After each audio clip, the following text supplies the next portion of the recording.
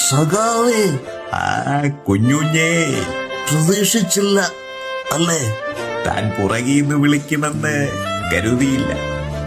ഒന്നീന്നൊരു സ്വീകരണമാണ് പ്രതീക്ഷിച്ചത്. ഞാന് നോക്കിയിരിക്കുമായിരുന്നു സഖാവെ താഴേക്ക്.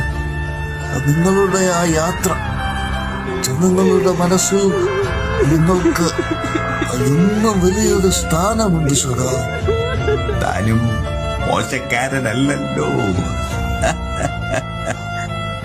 പിന്നെ ആ പോകുന്ന എല്ലാവന്മാരെയും അങ്ങ് കണ്ണടച്ച് വിശ്വസിക്കണ്ടടോ.